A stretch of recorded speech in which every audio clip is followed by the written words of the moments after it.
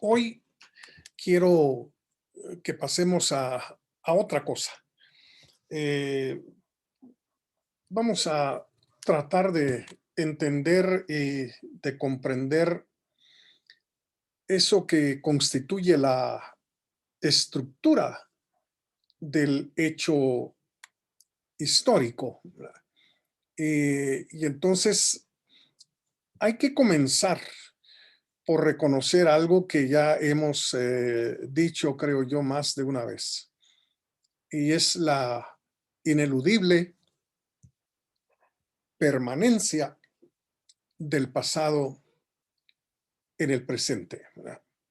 Es decir, prácticamente no solo el pasado de nuestra familia, no solo los antepasados nuestros, sino también el pasado de la sociedad en la que vivimos, del país en el cual pues habitamos, la región de la que somos parte y en última instancia todos los acontecimientos que han acaecido en el mundo prácticamente, pues tienen alguna presencia el día de hoy, constituyen de algún modo el fundamento de nuestro propio presente, de nuestro aquí y ahora y por supuesto de nuestra personal experiencia y nuestra personal existencia. Entonces, es importante que de algún modo tratemos de entender y comprender eso que se ha dado en llamar la estructura del acontecimiento histórico. Y es que tenemos que decir ya de una vez y de una forma directa que esa estructura prácticamente está conformada por una serie de características que definitivamente son muy particulares, son muy, digamos, propias del hecho histórico, que ningún otro hecho realmente en el universo realmente puede llegar a tener nunca. Y entonces vamos a mencionar esas características de la estructura del hecho histórico una tras otra y luego vamos a retomar una por una para tratar de profundizar y tratar de comprenderlas de una mejor manera. Eh, lo histórico tiene definitivamente temporalidad.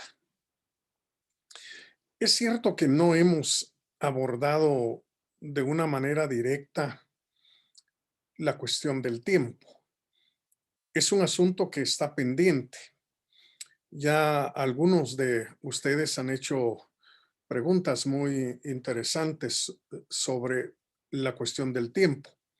No vamos a abordar, digamos, el asunto del tiempo el día de hoy, pero sí queremos reconocer que una de las características de lo histórico, del hecho histórico, es precisamente su temporalidad. Ya solo hablar, digamos, del pasado es ubicarnos precisamente en el tiempo. Y hablar, por supuesto, de su presencia de alguna manera el día de hoy es volver a insistir en el tiempo. Entonces, volveremos sobre el asunto del tiempo ya más específicamente. Bueno, el hecho histórico es temporal, está atado a la temporalidad, pero también está identificado el hecho histórico con la libertad.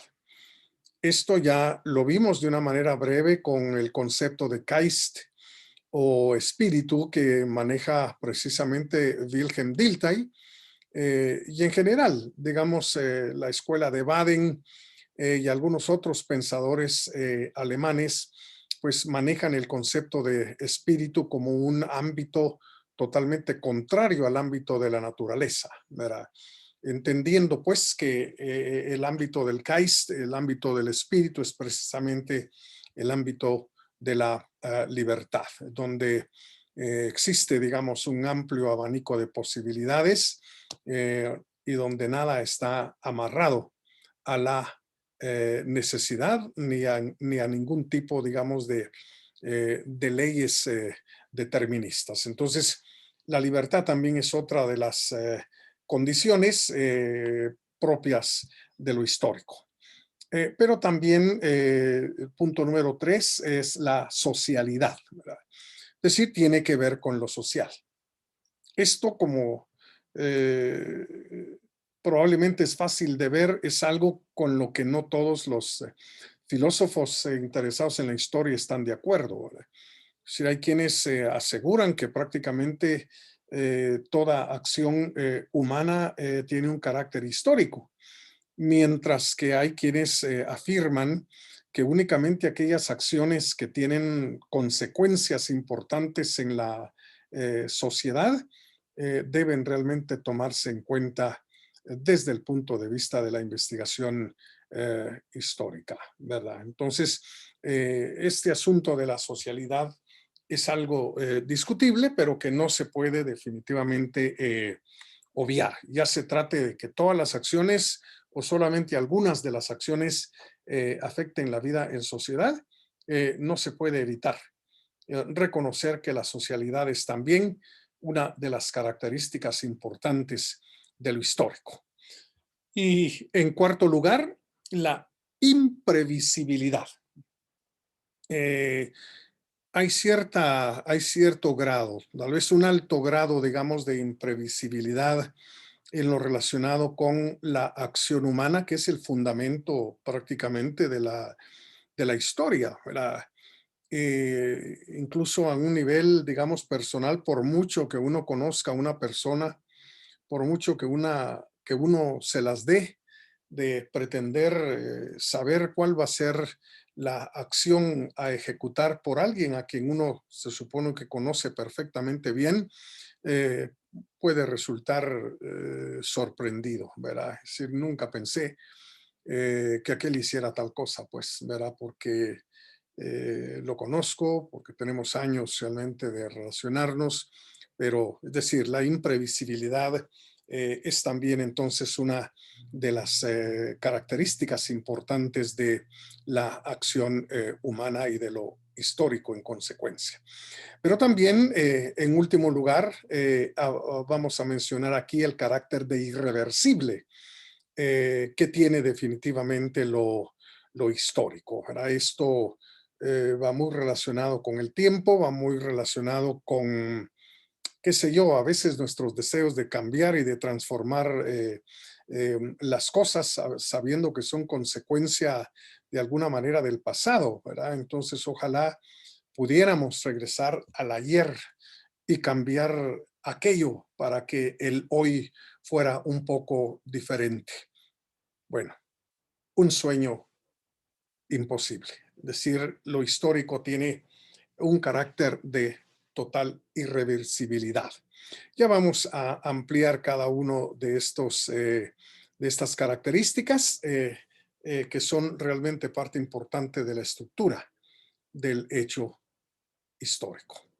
Entonces, empecemos con que toda acción humana que es siempre única, que es siempre irrepetible, está definitivamente orientada al futuro, ¿verdad?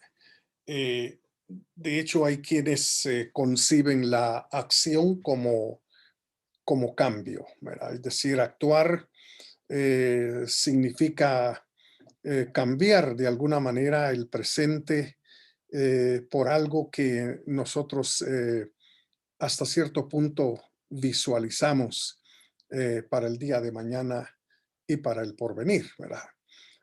Esto, digamos, en términos generales, significa que los seres humanos no estamos de algún modo totalmente satisfechos, no estamos totalmente complacidos con el presente tal como está, y por ello es que emprendemos líneas de acción con el propósito de cambiar estas condiciones, de cambiar este estado, ¿verdad?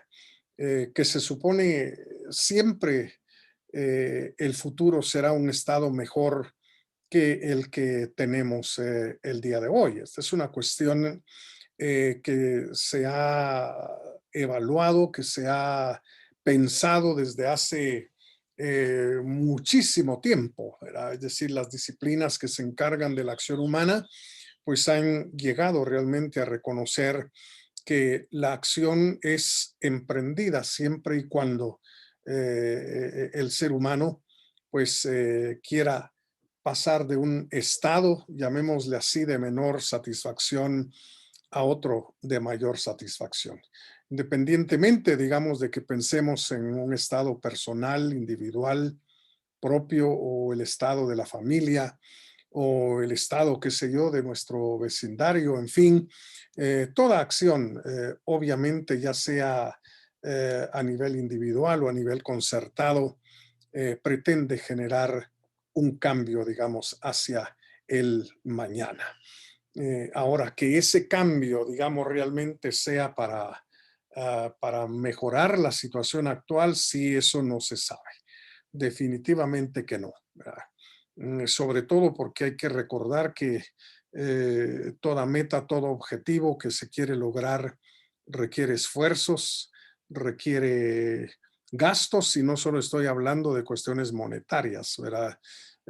Requiere que se invierta tiempo, que se hagan incluso sacrificios, pues, ¿verdad? Y entonces, solo al final, cuando el curso de acción ha alcanzado y ha logrado lo que se proponía lograr, puede uno tal vez sentarse y hacer una evaluación de si realmente valió la pena tanto esfuerzo, tanto gasto, tanto sacrificio, ¿verdad? Pero es el futuro realmente hacia donde apunta la acción humana. Entonces, quienes actuaron, digamos, en el pasado, ya sea personas comunes y corrientes o gente muy importante como Napoleón, como Robespierre, pues estaban pensando con lo que estaban actuando en cambiar las condiciones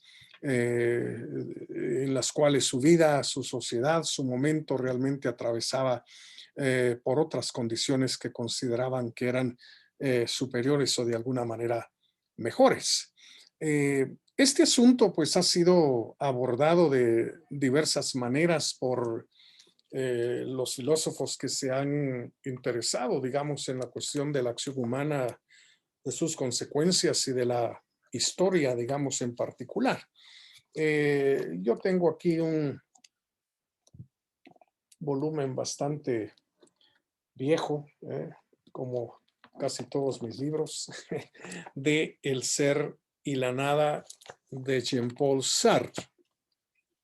En la página 184, en esta edición, Sartre dice lo siguiente: esto significa que el futuro, y pone futuro con F mayúscula, esto significa que el futuro constituye el sentido de mi para sí presente, como el proyecto de su posibilidad, pero que no predetermina en modo alguno mi para sí porvenir, ya que el para sí está siempre allí arrojado en esa obligación nihilizadora de ser el fundamento de su nada.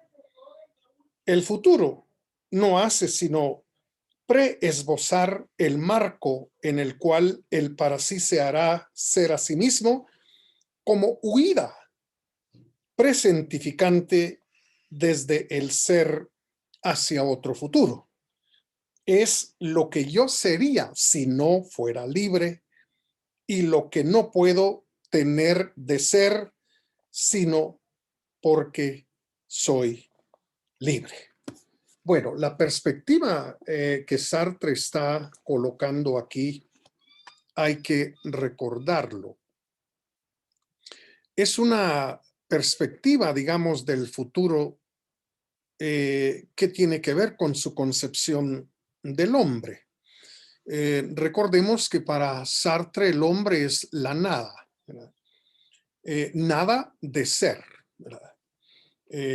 Lo que es, pues ya es, pero el hombre no es, porque es precisamente la nada. Y la vida, la existencia consiste en querer precisamente ir siendo esto, lo otro y lo de más allá. Es decir, hay una aspiración, podríamos decir, de quien es la nada para convertirse en ser. Y entonces, el futuro, está diciendo Sartre en este párrafo que acabamos de leer, el futuro consiste precisamente en lo que atrae a la nada para convertirse en ser, para convertirse en algo. Y es realmente una huida, ¿verdad? Es una huida porque yo quiero huir de lo que soy en este momento para convertirme en otra cosa, digamos, en ese futuro. Es realmente una huida. Y realmente nunca voy a lograr ser lo que pienso en el futuro, porque entonces dejaría realmente de ser la nada. Por eso dice Sartre que se trata realmente de una huida desde el ser hacia otro futuro, ¿verdad? Desde el ser que somos en este momento a otro ser que se nos ocurre, digamos, en el futuro inmediato. Pero eso realmente es una especie de sueño, ¿sí? Es una quimera, porque precisamente ser es lo que nunca vamos a lograr. Seremos la nada.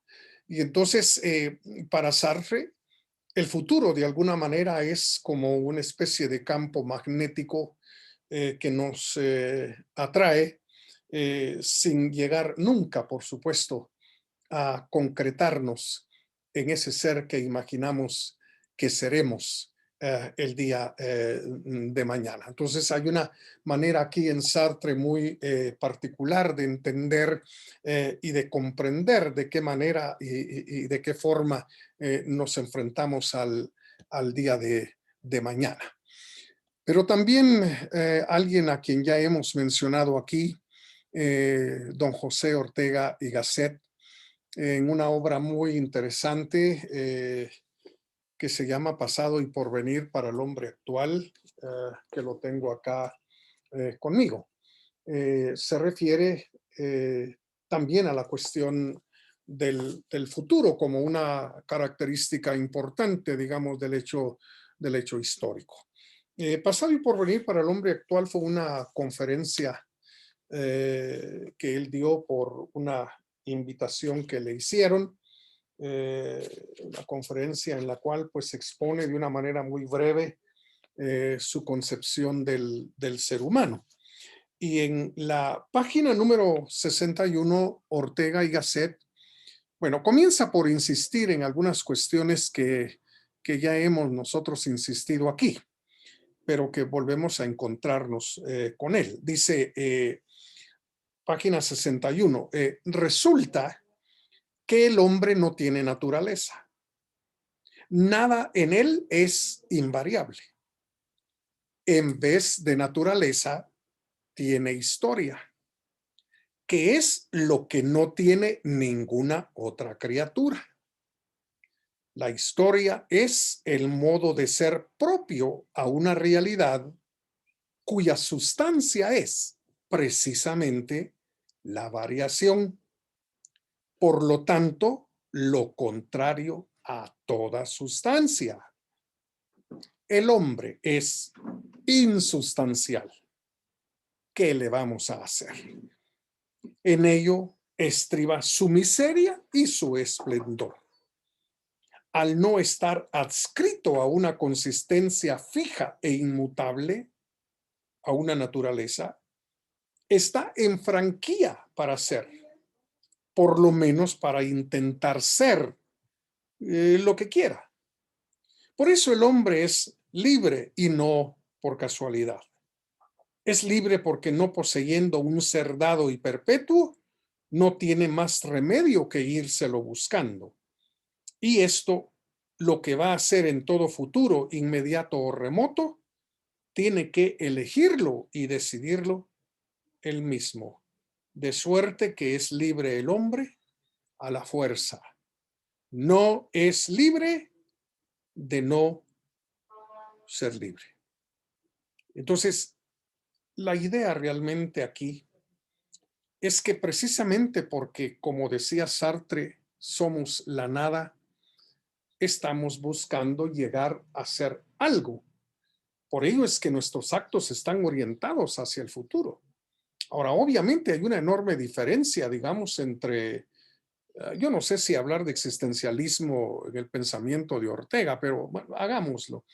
Hay una enorme diferencia, digamos, entre la visión existencialista sartreana y la de Ortega, porque mientras Sartre, digamos, asegura que en ese futuro jamás vamos a lograr llegar a ser lo que queremos ser, porque realmente la nada está huyendo siempre eh, de, de convertirse en ser, aunque en el fondo desea llegar a ser, realmente mantiene una actitud de huida constante y permanente. Entonces, nunca lo vamos a lograr.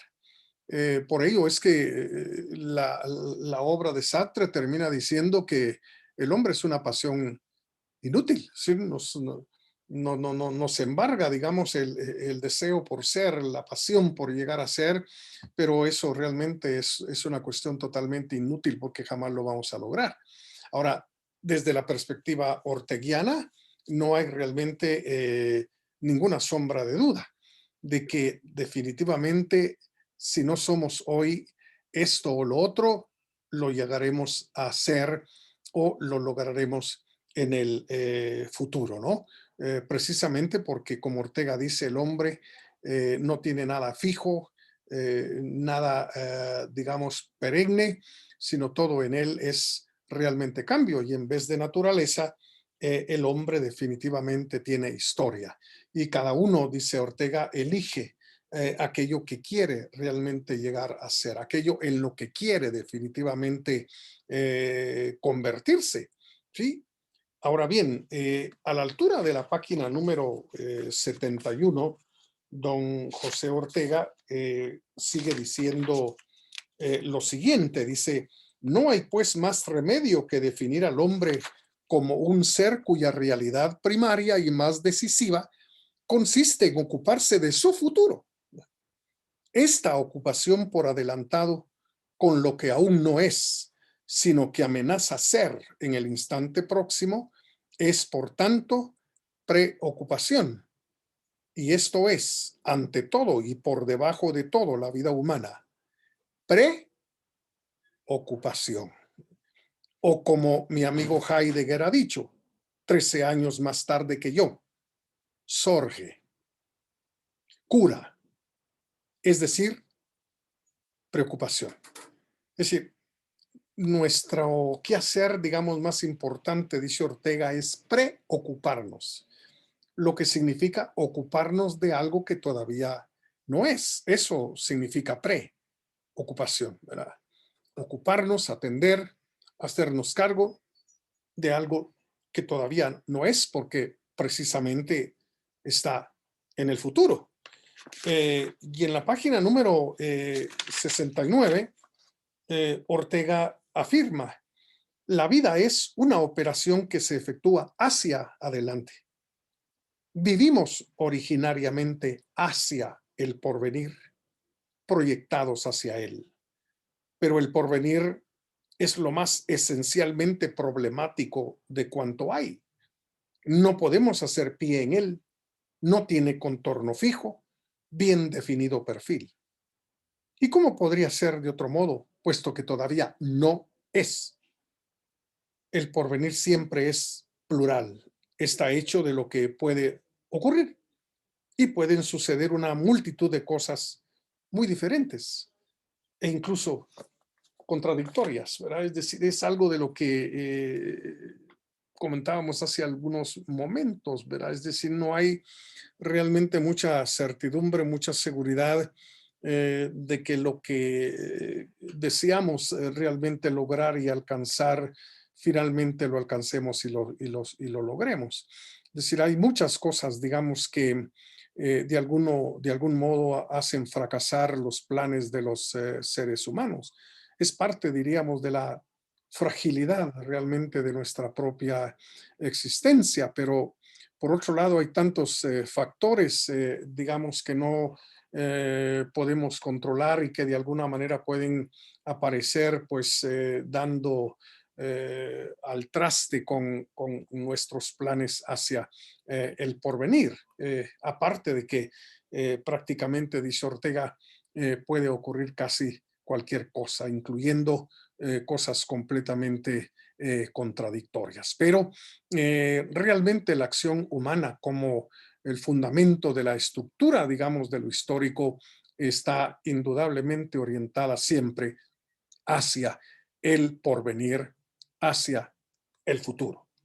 Bien, tomemos la segunda característica de esta estructura y es que está relacionado el hecho histórico con la libertad. Bueno, este asunto, digamos, de la libertad es algo que se ha discutido enormemente a lo largo de la historia de la filosofía. Las definiciones también, digamos, de la libertad, pues son muy variadas, no solo en la filosofía, sino también en las ciencias sociales, las ciencias que se ocupan del hombre. Pues hay una diversidad, digamos, de maneras y de modos de entender la libertad. No vamos a meternos en eso el día de hoy, solo queremos aquí enfatizar uno de los aspectos con los cuales, digamos, está relacionada la palabra libertad y es precisamente con el ejercicio de nuestra propia voluntad. Es decir, si hay opción, digamos, a que podamos elegir de una forma, digamos, libre, vaya, si realmente nuestra capacidad volitiva pues se puede poner en marcha o si por el contrario somos esclavos, digamos, de fuerzas que nos dominan y que nos controlan. Yo creo que este es el asunto realmente de la libertad que nos interesa en este momento. No nos interesa la libertad política, ni la libertad de expresión, ni la libertad negativa ni positiva, como algunos filósofos lo han nombrado, como Isaiah Berlin, por ejemplo, sino nos interesa fundamentalmente la cuestión de si la voluntad humana tiene algún margen, digamos, eh, qué sé yo, para determinarse si realmente hay un margen, aunque sea pequeño, para que nosotros podamos decidir. Está dado por sentado, es decir, vamos a dar por sentado la cuestión de las influencias. Es decir, nadie realmente se ha hecho a sí mismo en el aire independientemente de, no. Es decir, es obvio que todos realmente somos resultado de las influencias que ha habido sobre nosotros a lo largo de toda nuestra vida y en todos los ámbitos, digamos, en los cuales realmente nos movemos. Las influencias son muy, muy, muy importantes, ¿verdad? Tanto como algo de la herencia también a nivel psicobiológico. Pero digamos, en medio de todo eso, ¿verdad? Porque influencias no es determinismo, ¿verdad? Eso está más que demostrado en el contexto de las ciencias sociales, ¿verdad? El hecho de que uno haya estado expuesto a unas determinadas influencias en el contexto de su familia, pues no lo determina a hacer X, Y o Z, digamos. Entonces, damos por sentado la cuestión de las influencias, pero el asunto fundamental es aquí si realmente tenemos la capacidad de ejercitar nuestra voluntad y nuestra capacidad de decisión, aunque sea en un mínimo, para decirlo de otro modo. Está en juego el asunto de la autodeterminación. Somos determinados por elementos fuera de nosotros o por elementos que están dentro de nosotros, incapaces realmente de decidir y de ejercer nuestra voluntad. Esa es la pregunta realmente fundamental. Bueno, vamos a dar realmente por sentado que el ser humano definitivamente es capaz de ejercer, digamos, hasta cierto punto su voluntad y también su capacidad de decisión. Mira, siempre y cuando no hayan condiciones, digamos, psicológicas como, qué sé yo, una pasión que lo ciegue a uno, ¿verdad? Una emoción violenta, como le llaman los abogados, o no padezca, digamos, de una enfermedad a nivel cerebral como el Alzheimer, que lo coloque realmente en la imposibilidad de tomar las decisiones más sencillas y más simples. Es decir, vamos a dar por descontado eso y vamos realmente a aceptar pues que efectivamente hay un cierto margen para el ejercicio de la voluntad y la capacidad de decidirnos, un cierto margen para la autodeterminación, ¿verdad? Alguien que ha abordado, digamos, esta cuestión de la libertad para actuar, para decidirse, para elegir, digamos, una línea de acción, pues ha sido una autora que ustedes ya conocen, como es Hannah Arendt. Yo tengo aquí su famoso libro La condición humana, que en la página número 201, pues la autora dice lo siguiente: con la creación del hombre, el principio del comienzo entró en el propio mundo, que claro está, no es más que otra forma de decir que el principio de la libertad se creó al crearse al hombre, no antes. Entonces, en su visión, digamos, del hombre y en su visión de la acción, Hannah Arendt relaciona los conceptos de comienzo y de libertad, que según ella, el universo desconocía hasta el momento en que el ser humano irrumpió en este mundo del cual somos parte. El comienzo lo entiende Hannah Arendt como la capacidad que todo recién nacido tiene de iniciar una vida que nadie más ha vivido. Eso entiende Hannah Arendt por comienzo. Y aclara que no está hablando del principio, porque el principio pues habla acerca de los orígenes del universo. No es cuestión del principio de todas las cosas, sino del comienzo. Y el único realmente que puede comenzar algo completamente nuevo, algo inusitado, algo que nunca había existido, es precisamente cada ser humano que nace en este mundo. Entonces comenzará, insisto, una nueva vida. Y para eso definitivamente es muy importante la libertad.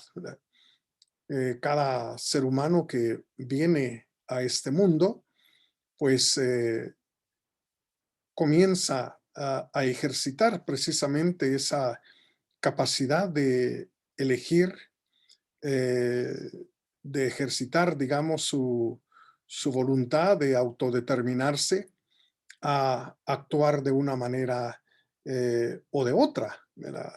acciones que van constituyendo definitivamente nuestra propia existencia, una existencia, insisto, que según Aren es absolutamente única. No hay nadie realmente que haya vivido la vida que cada quien vive, que cada quien se forja, digamos, para sí mismo. Entonces, para Aren realmente la libertad aquí implica precisamente la capacidad de tomar decisiones y de iniciar cursos de acción que van a constituir esa vida única de cada quien. Pero también, digamos, ya hemos escuchado a don José Ortega afirmando que el hombre no es libre de ser libre, que el hombre es definitivamente libre, como lo dijo a la fuerza, ¿verdad? E insistiendo, digamos, en esta lectura, dice Ortega que si no fuera realmente así, el ser humano no tendría, digamos, la capacidad de decidirse, ¿verdad? Tendría que pedirle permiso a un pie para levantar el otro, como decían las abuelas en el tiempo pasado, ¿no? Entonces, esa libertad es algo que tenemos definitivamente que ejercitar, ¿verdad?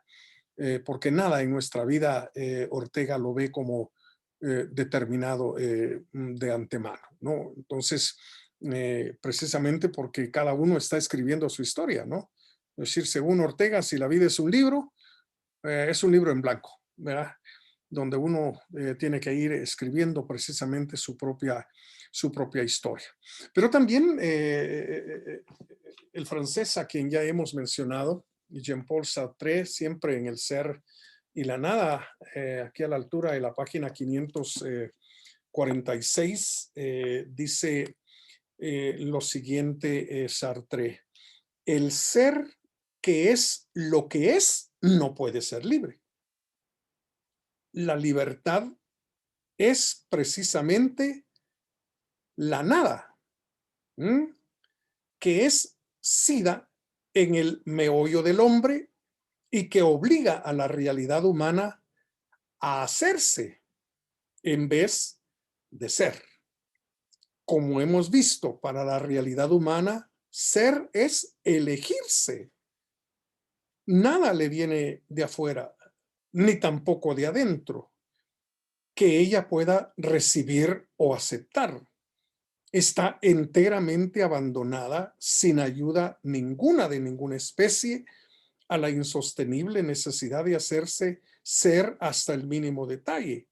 Así, sigue diciendo, la libertad no es un ser, es el ser del hombre, es decir, su nada de ser. Si se empezara por concebir al hombre como algo pleno, sería absurdo buscar después en él momentos o regiones psíquicas en que fuera libre. Tanto valdría buscar vacío en un recipiente previamente colmado.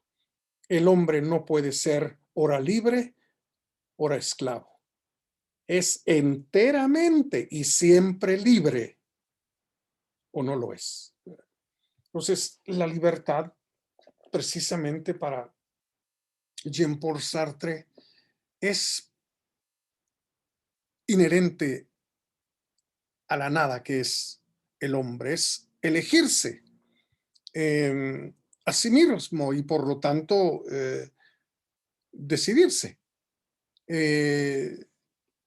No es un ser, como él mismo dice, porque el ser no puede tener opciones, ¿verdad? La CIA es ya una CIA, pero la nada, que es el hombre, no siendo o siendo nada, tiene precisamente la posibilidad frente a sí de elegirse a sí mismo. De modo, dice Sartre, que nada viene de fuera y tampoco desde dentro, porque esto significaría estar determinado desde afuera o estar determinado desde dentro. Y entonces la libertad total y absoluta que defiende Sartre aquí, definitivamente no se daría, ¿verdad? Bueno, entonces la libertad realmente es también una condición importante de la estructura del hecho histórico. Bueno, en tercer lugar, hablemos del sentido social, que toda acción, aquí decimos toda acción, eh, tiene. Como decía hace algunos minutos, esto está en discusión entre los filósofos y los científicos sociales. ¿Qué acciones realmente debe tener en cuenta la historia? ¿Es la historia de todos, perdón, son las acciones de todos los seres humanos? ¿O solamente las acciones de aquellos que incidieron terriblemente en lo social, en los cambios, digamos, dramáticos que se han dado, digamos, a lo largo del tiempo, en una sociedad, en un momento, en un periodo, en una región? En fin, esta es una cuestión definitivamente a discutir, pero digamos, lo que sí está claro, clarísimo, es que independientemente de que se acepten todas las acciones con sentido histórico o que se diga que solo algunas tienen un sentido social e histórico, lo que sí está claro es que aquellas acciones íntimas, privadas, aisladas, no pertenecen a la historia ni local, ni nacional, ni universal. Vamos, el hecho de ponernos a comer un pan ahí en la sala de nuestra casa después de clase, pues dirían quienes mantienen esta idea, es una acción que no tiene ningún sentido, no tiene ninguna incidencia en lo social, ¿verdad? Entiendo que esto es muy discutible, pero hay posiciones así, digamos, de radicales, ¿verdad? ¿Por qué digo que esto podría ser discutible? Bueno, compliquémosle la vida a esa gente. Va, compliquémosle la vida a esa gente. El hecho de que yo me coma un pan, pues implicó que la panadería definitivamente estuviera activa desde hace unas horas, ¿no es cierto? Cualquier panadería, ¿verdad? Pero pudiéramos también complicar todavía más la cosa. Eso implica, digamos, que los vendedores de harina, pues también fueron de alguna manera contribuyentes, digamos, al pan que yo me voy a comer después de clase. Y si queremos todavía ir más allá, y los que sembraron el trigo y en fin, bueno, pues, ok, podemos de algún modo complicar, digamos, este asunto que a algunos les parece sencillo al decir que las simples acciones íntimas, privadas y aisladas no pertenecen, digamos, a la historia desde ninguna perspectiva, ya sea local, nacional y menos aún universal, ¿verdad? Pero, digamos, Ortega mismo creo que estaría en contra de esto, porque él realmente considera la historia como algo propio de cada ser humano, ¿verdad?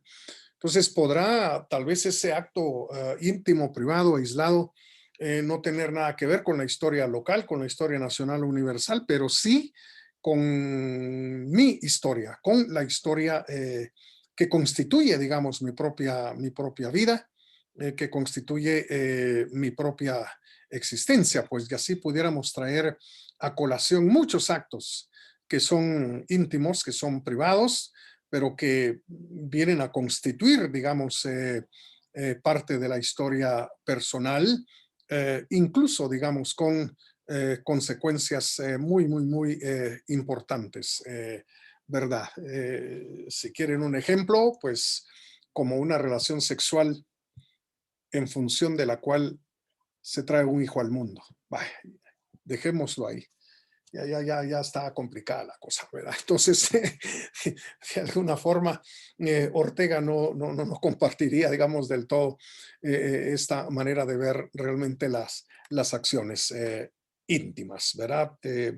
Porque quienes opinan esto pues afirman que solo las acciones de gente como Robespierre, como Lutero, como Napoleón Bonaparte, en fin, como, qué sé yo, Nerón, en fin, pues son las acciones que hay que tener en cuenta, y todas las demás, pues no tienen incidencia alguna socialmente e históricamente hablando. Bueno, en cuarto lugar, parte de la estructura, digamos, del hecho histórico es que la acción definitivamente es completamente imprevisible, ¿verdad? Si no podemos realmente prever cuáles van a ser las consecuencias hasta el último detalle cuando hablamos realmente de la acción humana, incluso la acción misma, no sus consecuencias, sino la acción misma, resulta algo completamente imprevisible, porque a veces uno se propone hacer algo y hay situaciones y circunstancias que se lo impiden, que impusieron, digamos, grandes limitaciones y entonces aquello ya no se logró, ya no se pudo llevar a cabo y tenemos que iniciar otro curso de acción. Entonces, no estamos hablando solo y única y exclusivamente de los efectos, sino de la acción misma, ¿verdad? Eh, Hannah Arendt, siempre recurriendo a la condición humana en la página, vamos a ver, 202. Dice Arendt lo siguiente: el hecho de que el hombre sea capaz de acción significa que cabe esperarse de él lo inesperado, que es capaz de realizar lo que es infinitamente improbable, ¿verdad? Y una vez más, esto es posible debido solo a que cada hombre es único, de tal manera que con cada nacimiento algo singularmente nuevo entra en el mundo. Con respecto a este alguien que es único, cabe decir verdaderamente que nadie estuvo allí antes que él. Entonces, para Hannah Arendt, digamos, lo imprevisible realmente de la acción humana tiene fundamentalmente que ver con el carácter único de cada individuo, de cada ser humano que adviene, digamos, a este mundo. Y para Ortega, en pasado y porvenir para el hombre actual, en la página número 73, pues nuestro autor dice lo siguiente: en efecto, la víscera cordial y decisiva del problemático futuro es un poder máximo y terrible, un poder impersonal, irracional y trágicamente insensible que rige nuestros destinos personales. Este poder supremo es el azar. Los primitivos, sigue diciendo Ortega, que no estaban distraídos ni cegados como nosotros lo estamos, vieron en el azar el primer Dios, un Dios atroz sin alma, ciego, un Dios sin figura, al cual no tenía sentido dirigirse con la plegaria ni intentar sobornarlo con el sacrificio. El azar, es decir, la pura casualidad, para decirlo de alguna manera. Y en ese sentido, Ortega pues nos recuerda aquí la actitud, digamos, de los antiguos, casi primitivos, que concibieron realmente el azar, la casualidad, como el más terrible, el más tiránico de los dioses, sordo y mudo, al que no se le podía hablar ni se le podía convencer a través de nada, sino que simple y sencillamente llevaba a que ocurriera aquello que no estaba previsto, ¿verdad? O a que dejara de ocurrir lo que previsto ya se tenía, ¿verdad? Entonces, resulta pues que parte realmente de la acción es algo completamente imprevisible. Y casos así hemos tenido en la historia, ¿verdad? Por ejemplo, Condorcet nunca pensó que sus compinches, los revolucionarios, terminaran persiguiéndolo pues como un vil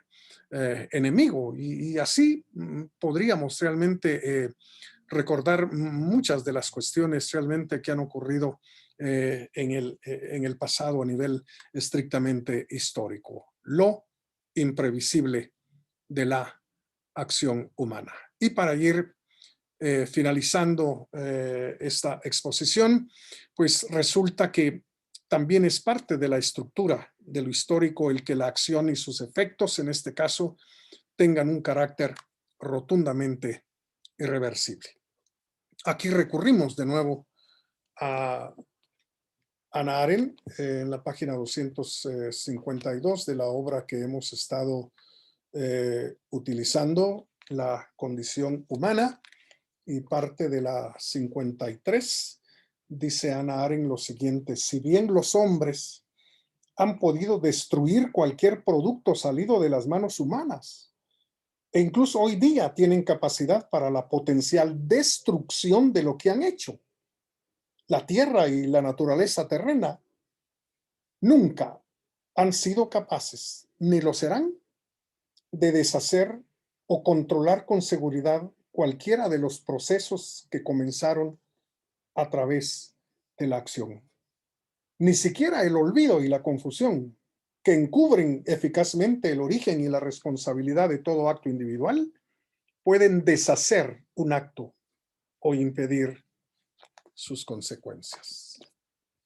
Parece una cuestión de perogrullo, ¿verdad? Parece una verdad ahí muy palmaria que no hay que mencionar, pero sí hay que traerlo a cuenta cuando se habla definitivamente de la historia y de los estudios históricos, ¿verdad? Si no hay nada que pueda revertir un acto y tampoco sus consecuencias.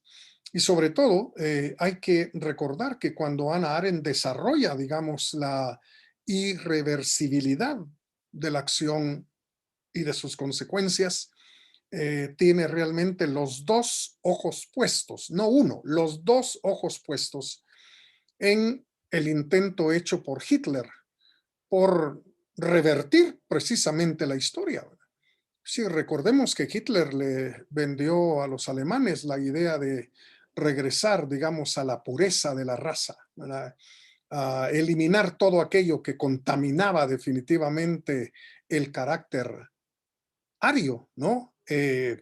Renunciando, digamos, a las tres grandes influencias que habían realmente, digamos, forjado a la Alemania de los años 40 en el siglo pasado. Me estoy refiriendo fundamentalmente, digamos, al derecho romano, me estoy refiriendo a la filosofía griega y, por supuesto, al cristianismo. Es decir, según Hitler, con renunciar a Roma y renunciar a Atenas y renunciar a Jerusalén, pues se iba a encontrar con la pureza de la raza sin contaminaciones de ninguna naturaleza. Es decir, que Hitler tenía un enorme interés por borrar el pasado. Para mí Hitler fue el primero en emprender un proceso de descolonización. No es algo nuevo, digamos, lo que está ocurriendo en América Latina. Es una corriente de pensamiento que para mí debe ser objeto de críticas, eso de la descolonización. Es decir, no se puede realmente revertir el pasado, ¿verdad? Eso de eliminar todo lo europeo y regresar a la pureza, digamos, racial, ¿verdad?